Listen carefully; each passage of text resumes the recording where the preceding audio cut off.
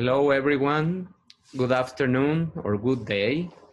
Here I am with another episode of our podcast, Cultivating a New Generation. It's episode 6.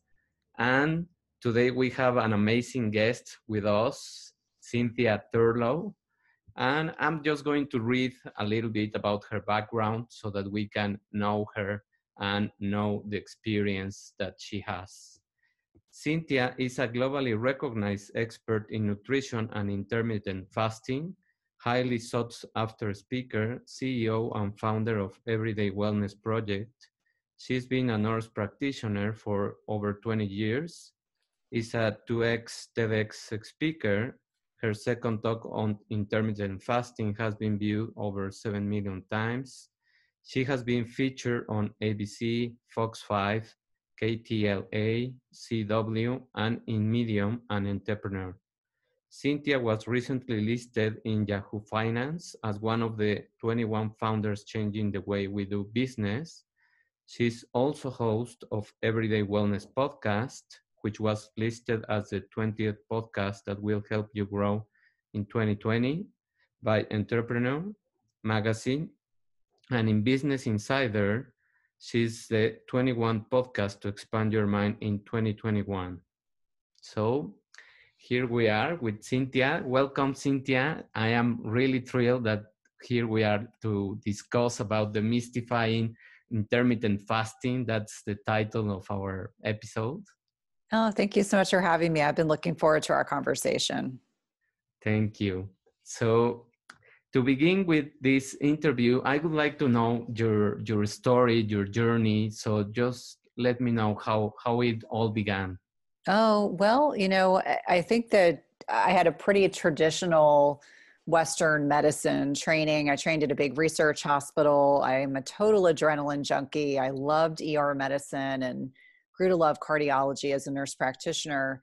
And I think after having children, I got much more introspective. A lot of Western medicine, and I'm not denigrating the amazing work that my colleagues and peers are doing, but a lot of what we do is reactionary, meaning we wait until someone has disease. There's not a lot of preventative focus for most of us.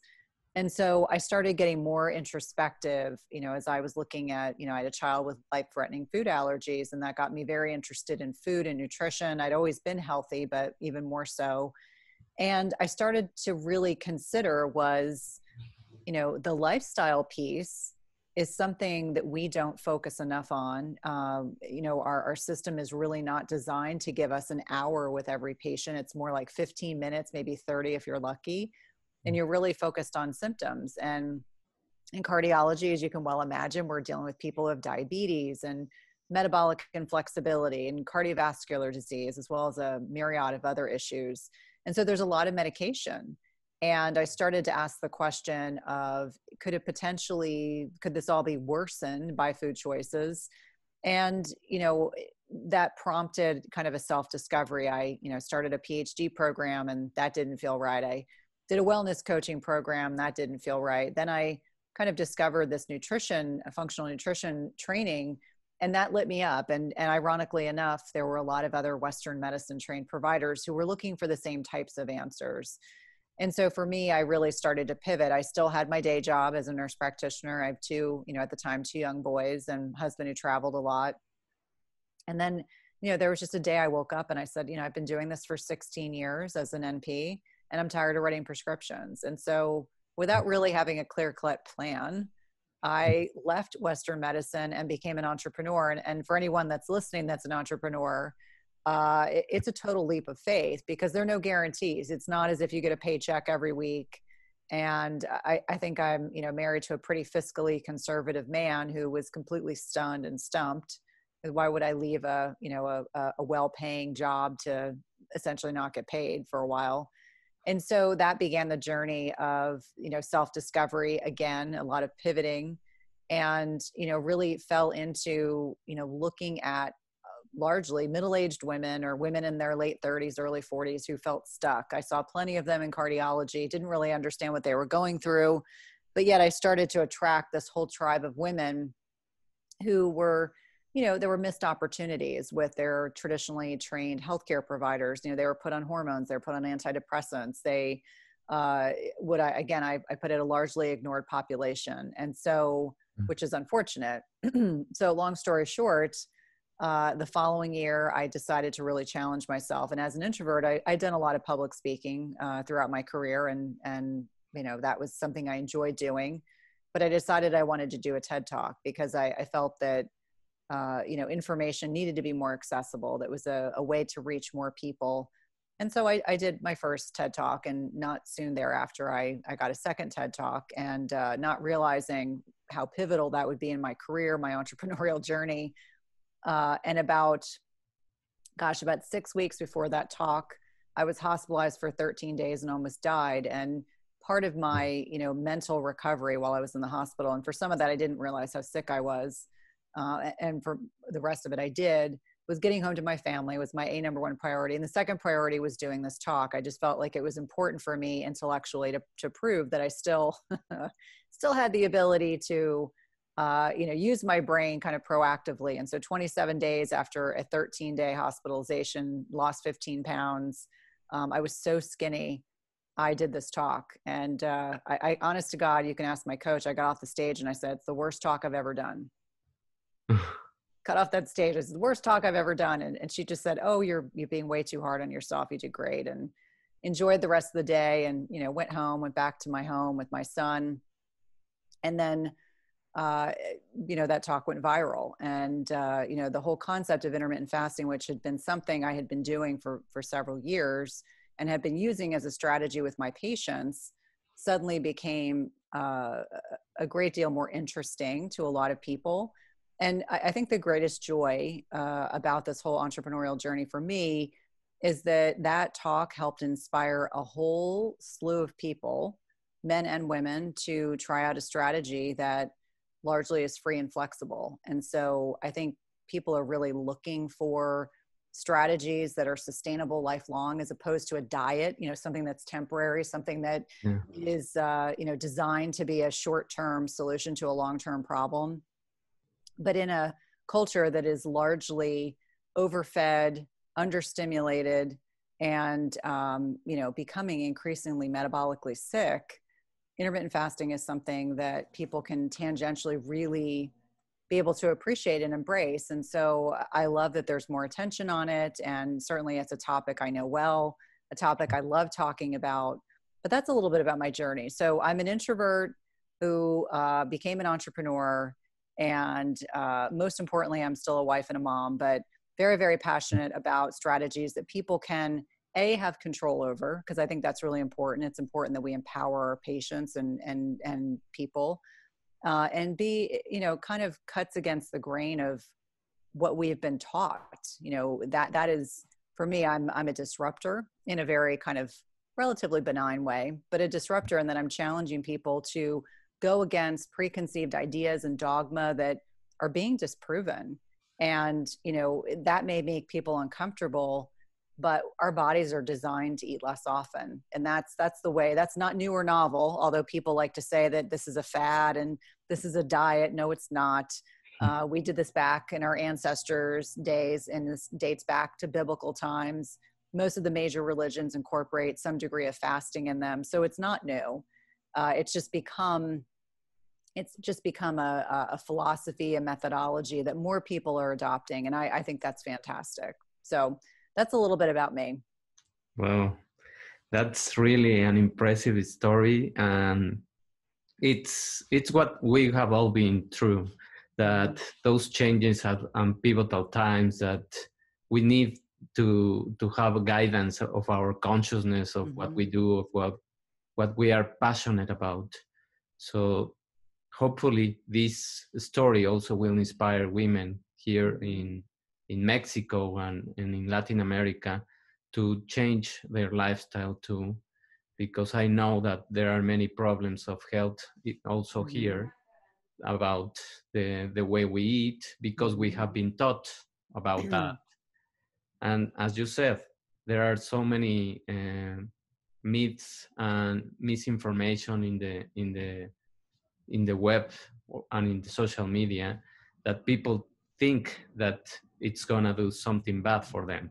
No. Right, right. Well, and I mean, think about it just is, it's probably the most important dogma that I like to dispel is that Yeah. breakfast is the most important meal of the day. But if you look ancestrally, historically, when that started becoming popularized, it was by the cereal makers, Kellogg's and Exactly. other processed food industry as we kind of transitioned from, farming into more industrialized, economies and recognizing that, about the worst thing you can eat first thing in the morning is a carbohydrate dense breakfast. I mean, that is sure to spike insulin. And here's the thing, when insulin's, spiking, your body's not using that energy. It's actually storing it. And, that's the problem. That's why people get hungry when they are eating a lot of, low quality processed carbs because their body can't access that energy. And so that's why they're hungry and they're, having trouble losing weight and, they're eating every 2 or 3 hours, and it goes completely contrary to what we were taught. I had a mom. I always say she was crunchy before her time. She was, first generation Italian, and, she had us eating organ meats and we weren't allowed to snack. And she would make us go outside, even if it was cold out. We had to go outside and exercise after we did our chores and made our beds and did all of those things. And I said, I didn't eat more than 3 times a day as a child. And that's, that to me makes sense. Whereas now we are conditioned that we have to take snacks everywhere for our kids and they need to be eating every hour or two. And, I even remind my children, I'm like, the average American eats 16 to 17 times a day. If you look at sugar sweetened beverages incorporated with food. And so think about that 16 to 17 times a day that you're spiking this hormone insulin, which is storing that food. You are not accessing it, you're just storing it. And so you're metabolically unfit, you're gaining weight, you're inflamed, your blood sugar is probably not well controlled, and makes a heck of a lot more sense to have, protein, healthy fats, and, unprocessed carbs in a meal and, stay satiated and full and, have a whole heck of a lot more energy because your body can use it to fuel your body, much more so than this kind of antiquated dogma. Like that's a lot of my message is that I encourage people to question, don't be a sheep. Here in the United States, using this, being a sheep just means you're kind of going along with the flow. You're not questioning anything. Whereas I'm a big believer in question things, not in a way that you're rude or disrespectful, but just invite the conversation to say, is this true? Does this make sense? Exactly. And if we go to the biochemical process of digestion, it just takes 5 to 6 hours for the food to arrive to the intestine. Mm-hmm. So it doesn't make sense to eat every 2 or 3 hours because we are not even having time to digest or absorb anything. Right. So, And I think, yeah. no, I think that's a really important distinction because when you give your body more time to digest your food, you're less bloated, you have more energy. I always think to, so many years of working in healthcare and, telling my patients, oh, you have to stoke your metabolism. You've got to eat every 2 to 3 hours. And I would go to the gym in the morning and have a protein shake. And then I would work out and I'd have a protein shake. And then after that, I would, have a meal, and then I would have a snack, and then I have another meal. I mean, by the time I got home from the hospital or from the office, I'd eat multiple times throughout the day. And it makes me laugh now. I'm like, because I think there's value in working out fasted, and it makes a heck of a lot more sense to, fuel your body in a way that you feel better. I think we've gotten so disconnected from the whole process of eating and how our body feels when we eat, or we've gotten disconnected from the whole concept of being hungry.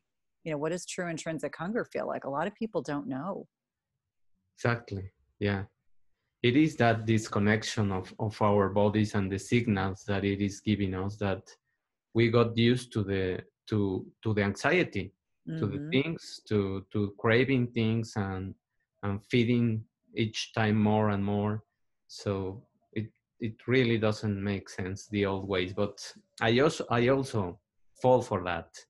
And when I started going deep into the science of the intermittent fasting and I start doing it, I felt a huge difference. in terms of my body and in terms Mhm. of energy and in terms of mental cognition. Mhm. The attention that I have, the retention of the things, the creativity, Mhm. it all light up, I think. Yeah, No, that's amazing. yeah. So I was going to ask you also from the story that you gave me from your life, which would be your biggest turning point where you said, that's enough.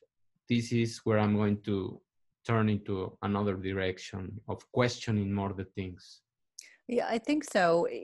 At the time that I left clinical medicine, I had an 11-year-old and a 9-year-old. So my kids were old enough that I had the bandwidth to be able to think more thoughtfully. Because I think for anyone who's listening, when you have little kids, you spend years just existing. And it's not that you're not enjoying being a parent, but when kids need a lot of you to dress them and bathe them and feed them, and then you get to a point, like I always say, 5 is when my kids each turned 5, when they were 7 and 5, I suddenly felt like I had a little more, I could read again. I had the bandwidth to be able to do that. So I do think that the turning point for me had a lot to do with the fact that I was able to think more thoughtfully. I don't like being an automatron. And that is what I was feeling like. Every patient that came in with X got these 5 things, and every patient that came in with Y got these 6 things. And I just wasn't challenged the way that I had been when I was a younger nurse practitioner. And to the credit of the group that I work for, they came up with every kind of schedule to keep me happy. Lots of variety. I mean, they were wonderful. They asked me, did I want to do, they just kept giving me lots of options. And I finally just said, this isn't about you. This is about me. And I just need to something different. And being an entrepreneur is about as different as being a clinician could actually be. And so for me, it became fun again. I got to learn new things, which is part of who I am. I like to critically think, and I enjoy learning new things. And obviously, with no business training, I learned very quickly. And now I've got an amazing team and have an amazing way to connect on social media and blogs and podcasts and things like that. So to answer your question, I do believe it was when I just felt like I wasn't being challenged anymore, that I needed to kind of follow my heart. Kind of intuitively knew that I was meant to do something else. And now if anyone were to ask me, I tell people all the time, this is what I was meant to do. All those years of being a clinician were in preparation for what I'm doing now. And I'm so grateful for those years and grateful for the amazing patients that I had and clinicians that I worked with. But I'm meant to do this. This is where I'm meant to be. So I think that, sometimes those decisions are made intellectually, and then sometimes they're made kind of emotionally. And mine was probably a little bit of both. I mean, now my husband doesn't think I'm crazy, but I know at the time he thought I was a little crazy. But looking back, you can kind of connect the dots, and it makes sense. Steve Jobs used to talk about connecting the dots. They may not make sense while you're doing it, but retrospectively, you can look back and you're like, okay, now I understand why I made those decisions, why those things happened the way they did. It was all meant to happen this way. Yeah, it is. It is. All that you are saying is just like fitting in the places, Mm-hmm. because it is your guidance system that is telling you that you are not your biggest potential. You Mm-hmm. can give more. You can drive. You can Mm-hmm. really feel alive. Mm-hmm. Many people stay in their jobs because it's safe. Right. And that's what I try to tell my children, that I call it the path less traveled. And for me, like my first undergraduate degree was in poli-sci. I applied to law school and got in. And then I made this major pivot and took pre-med classes. And so that was I would say that was my first major pivot. Took pre-med classes, ended up in nursing, became a nurse practitioner. And this is, again, taking the path less traveled. But I Yeah. think it's made my life so much richer. Like the one thing I can say is that when you continue going to a job that you're not inspired by anymore, maybe you're not as intellectually challenged, you start to feel like you're like a robot. It's like Groundhog Day. I do the same thing every day. This is what I do. And now there's no day that's ever the same. Like never or any of my days the same. And so I thrive on that. That's actually something I enjoy, connecting with new people. I feel very, very grateful that my skills as a nurse practitioner and as a clinician translated into an ability to have, not only marketable skills, but a level of,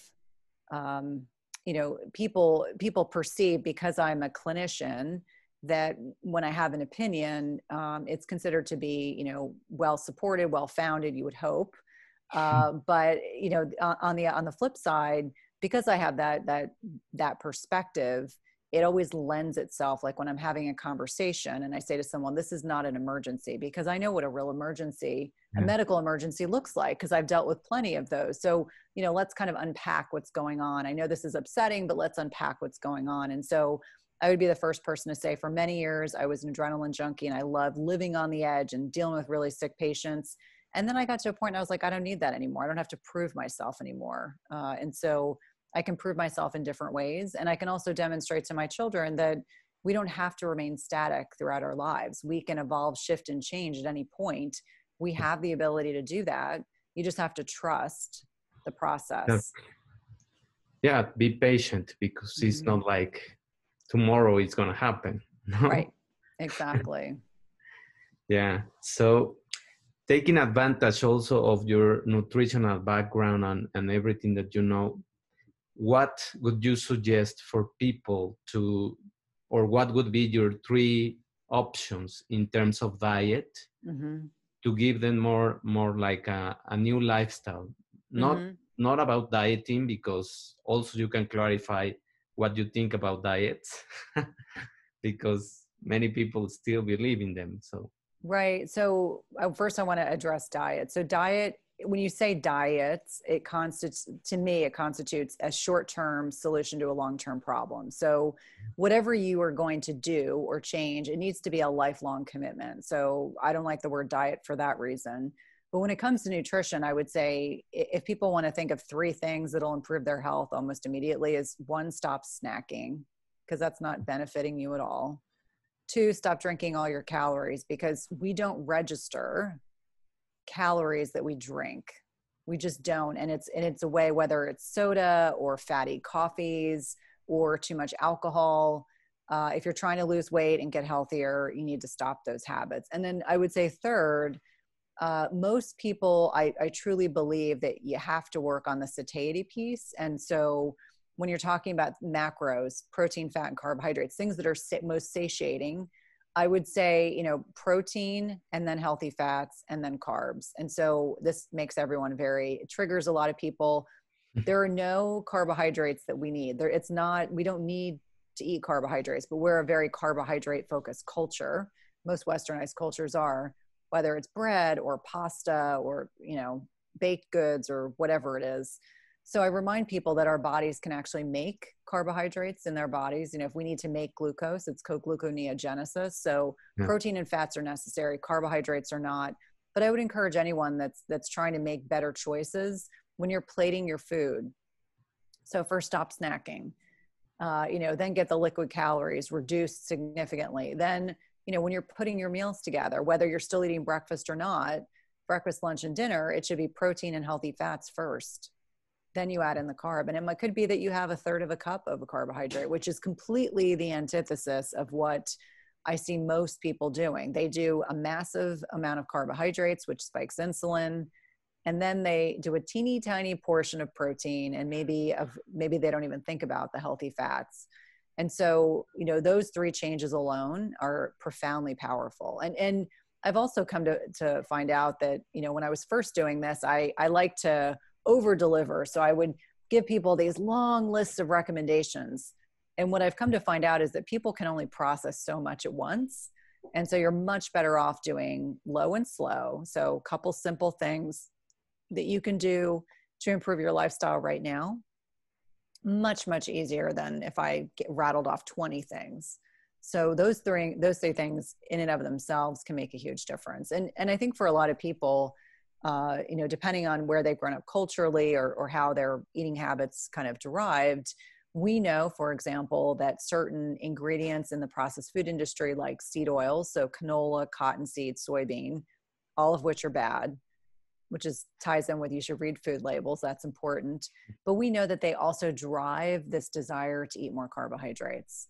And so, sometimes people will say they feel like they are powerless, truly powerless, over food. And that's largely because the processed food industry has made it that way. So a couple things to think about, but all things that would be, definitely valuable for people to consider when they're trying to make some changes.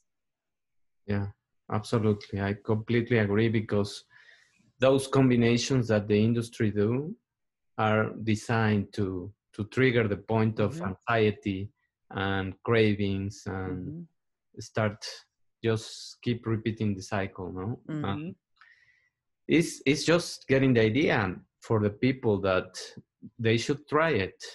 If they try it and they constantly try to do it, engage in the process, they are going to feel the difference. Absolutely. And the other thing to remember is, changes, I always say small changes have large impact. So it's important for people to understand, like, it may not seem like a lot, but over time it all adds up. And, the other thing is it can take 3 to 6 weeks to really, feel like those small changes become, you don't have to think as much about them. So maybe if you're going from eating, mini meals throughout the day and drinking, lots of soda, just changing some of those habits on a small degree can have a huge impact. So just recognizing it may take a couple weeks for it not to feel so overwhelming, or, habits are hard to break. They are, but you have to kind of replace your habits. So maybe you have dessert every night. Maybe you go from eating dessert to maybe you have a small portion of berries. I'm trying to think of something that's, lower in carbohydrates. And maybe over time that becomes something you actually enjoy. So you get a little more fiber, you get some benefits from the berries, those phytonutrients, the color of highly pigmented berries, definitely better for you and are going to have less net impact on insulin, and can just be part of a new ritual that you create. Or you go for a walk after dinner, even like a 10 or 15-minute walk can lower blood glucose levels. So real simple things. You don't have to overthink it. Yeah, exactly. Thank you for those recommendations, and so that people can start doing the small changes. So what is the most common misbelief and sabotage that you have had with your clients and your patients? Biggest self-sabotage, I think limiting beliefs. I think it's the mindset piece. It's never so much the actual, like, going to the grocery store and buying healthier food. It's that people talk themselves out of being successful. I can't do that. I can't sustain that. That doesn't work for me. This won't work for me. So I think limiting beliefs are something that people really have to be aware of, and, just recognize that our mindset is the most powerful thing we possess, without a doubt. I mean, without question. And so if you're feeling like you're in a negative spiral, you have to kind of, reframe it. Reframing just simply means, okay, today is hard. Tomorrow will be better. Tomorrow I'm going to have an easier day than I had today. Or, saying to yourself, what's really important to me is that I get healthier because I have children. So instead of me wallowing in self-pity, I'm going to focus on the fact that I'm making these changes because I want to be a healthier parent. I want to be able to run with my children. I want to be able to play with my children and not get winded. Or, my high school reunion's coming up and I want to be able to feel energetic and feel good about myself. So the reframing of limiting beliefs is really, really powerful, because I see far too many men and women, not just women, men and women who will talk themselves out because it is hard. We all have to pick our own hard. There was a meme that I saw circulating probably 2 weeks ago, and it was talking about different types of hard. And it was saying, like, marriage is hard, so is divorce. Exercise is hard, so is being obese. So they were making the point of saying, like, pick your hard. There's no easy. Like, none of us have it easy. And so, I'll be the first person to say, like, I can't eat the way I did in my 20s and 30s. I'm okay with that. I've accepted that. I go to bed before my teenagers. I accept that. That's just part of, choices we make. And so I become kind of the butt of jokes in my family, but I accept that we all have to pick our own hard. It just depends on which one's most important to you. What do you value more? Exactly.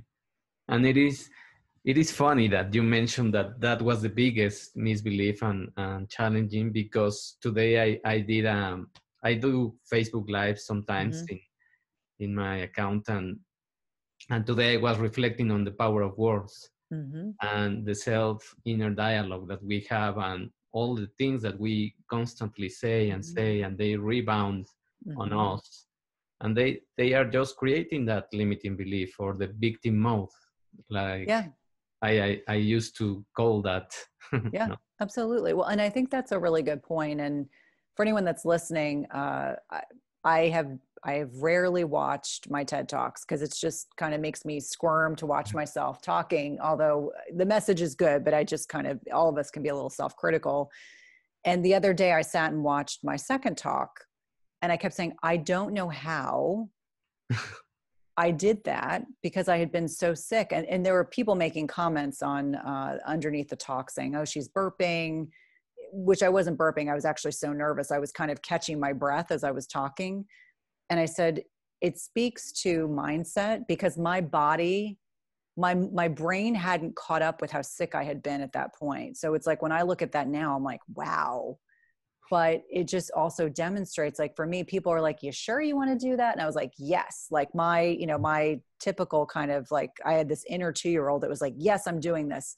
No one's going to talk me out of it unless my doctor had said no. And she didn't. So, that inner 2-year-old that just kept saying, like, I know I need to do this. It's important for me to do this. And as I tell people, my brain had not caught up with my body yet. So my brain hadn't fully realized how sick I had been.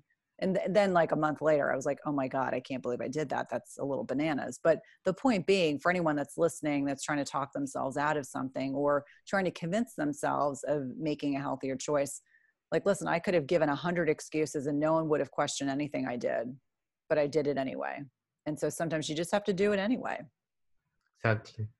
Dare to do it. And as you pointed out, really, really beautiful, with your inner child, no, connecting with that child that is eager to do the challenges, to do the Mm-hmm. things. They don't And overthink it. They just do it. yeah, exactly. And Mm-hmm. if you encourage them just a little bit, is enough to do more, no, to give Mm-hmm. more. So it is beautiful that. And how does intermittent fasting act in the level of your metabolic and cognitive health? What have you seen? Just tell me 2 things or 3 things that you have seen that it improves in really amazing.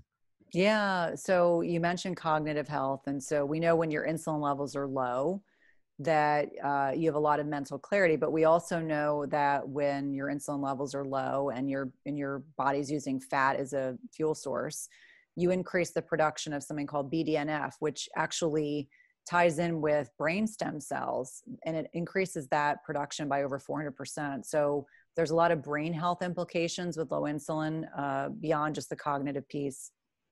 I also think something that's not often stressed enough is a principle called autophagy.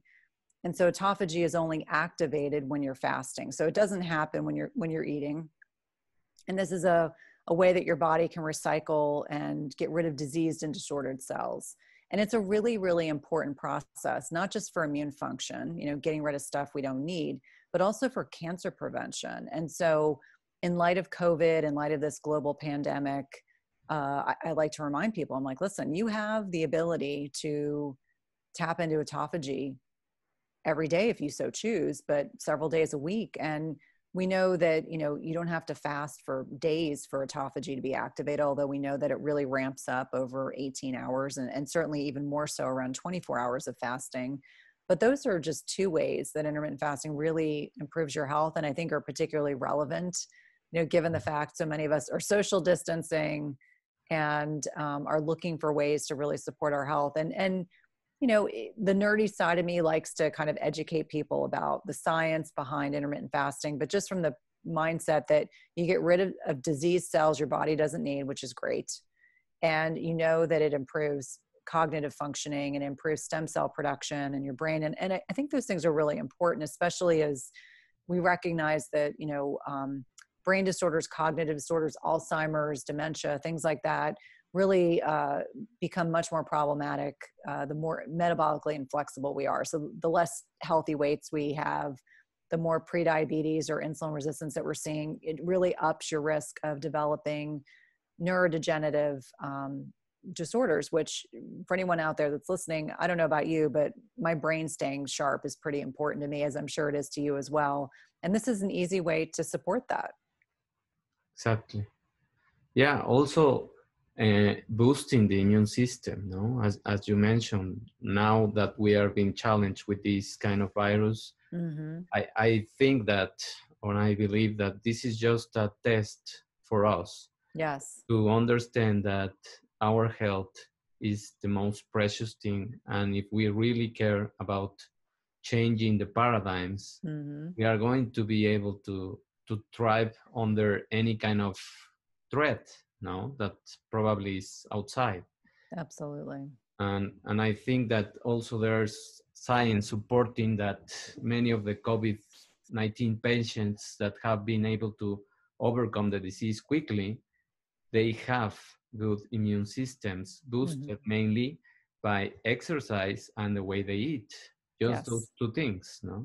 Super important. And I think, you know, obviously it's easier said than done, but I'm a huge proponent of, you know, people keeping things simple, getting vitamin D, you know, sunlight exposure, you know, moving your body every day. Now with COVID, a lot of people couldn't go to gyms, and I get it, but we got super creative. I mean, I have two teenage boys, my husband and I, we've got a treadmill, we have kettlebells, we have TRX bands. I mean, we got very creative with body weight exercise. I became the biggest walker known to man, because sometimes that was the only time during the day that I was by myself, and my dogs, I think one of my dogs lost 5 pounds because I would take them for these really long walks in the neighborhood, and I would listen to a podcast or a book on Audible.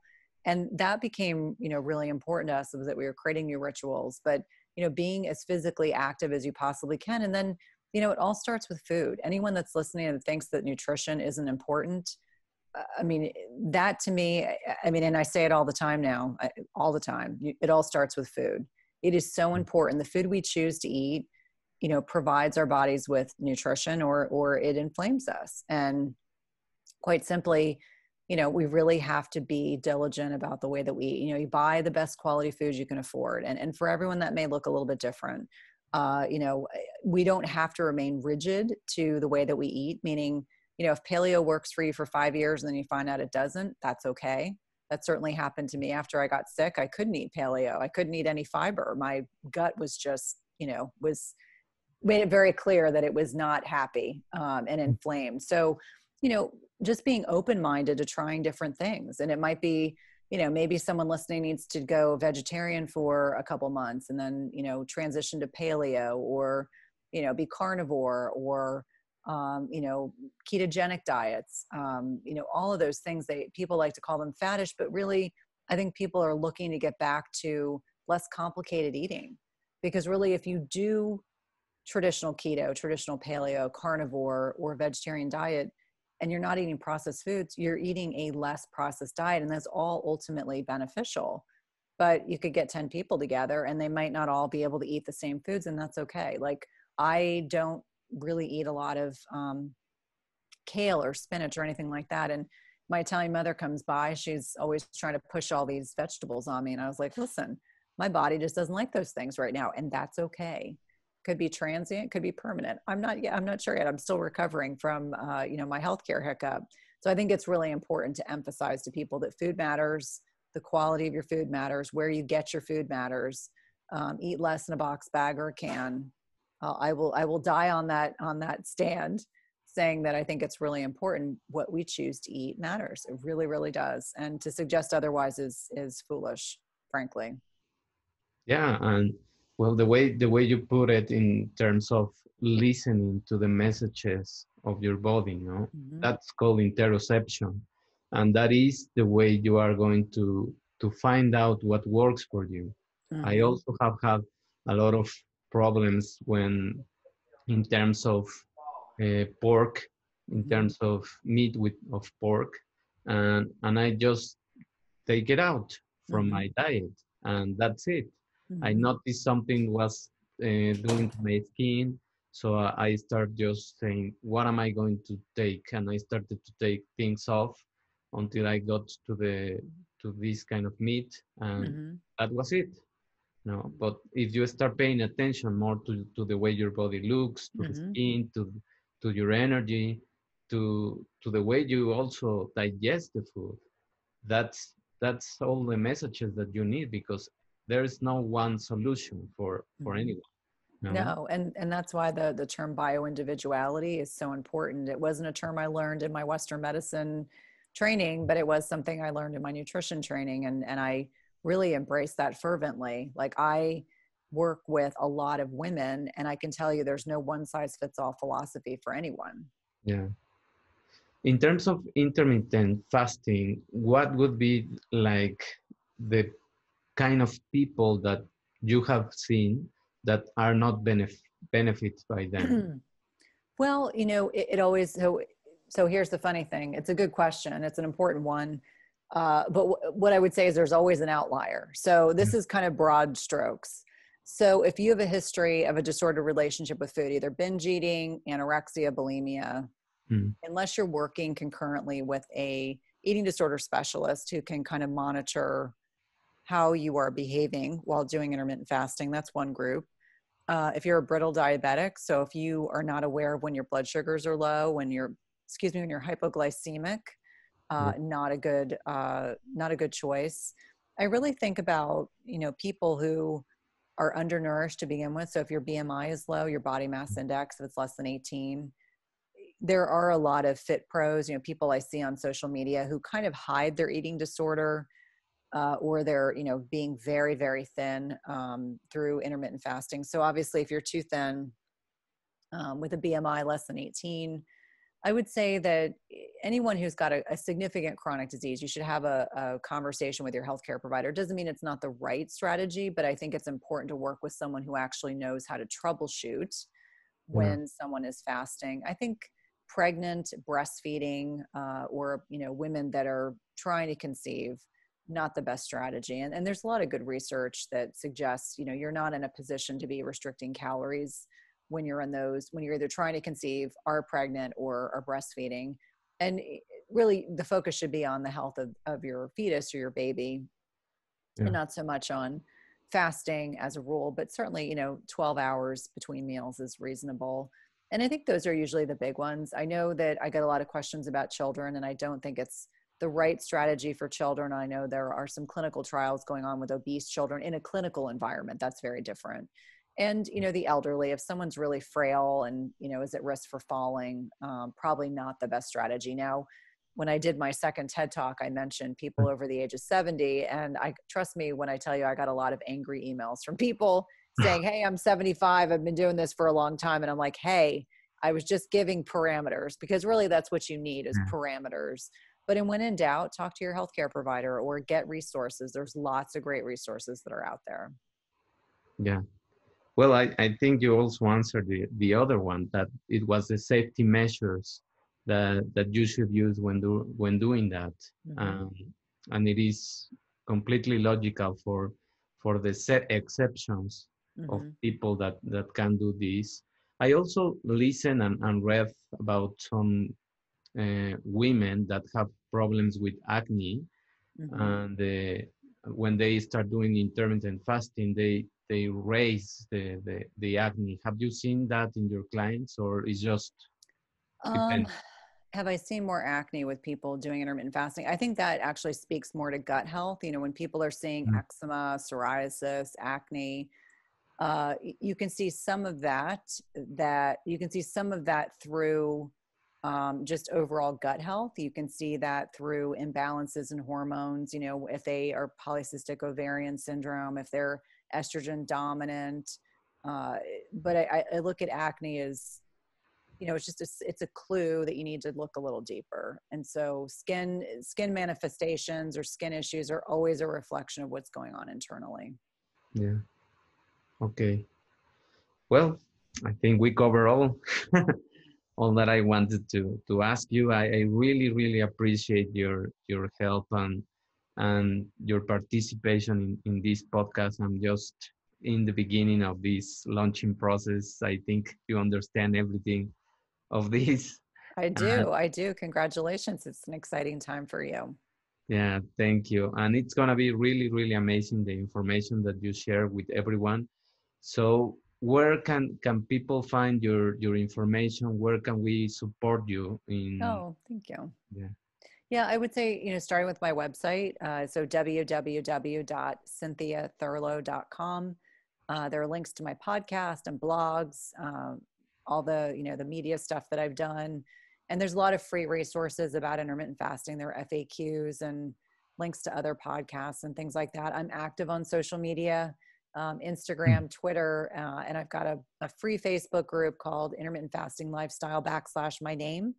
And you're more than welcome to join us there. It's there are men and women in that group. It's not just women, but a lot of people looking for answers and, wanting to be connected in a supportive kind of nurturing group. And then I run a masterclass, intermittent fasting masterclass that runs a couple times a year. We'll run the next one. We have a couple running right now, but we will have our next one running in January. Perfect. Thank you, Cynthia. I will make sure that I put all the links below this episode, and that's it. Thank you very much for everyone for listening. Any kind of questions that you have, please just post them, and we will be sure to address them to Cynthia, and also all the support that you need. We are here to give you that support. Thank you very Awesome. much, and have a wonderful day. Thank you. Bye.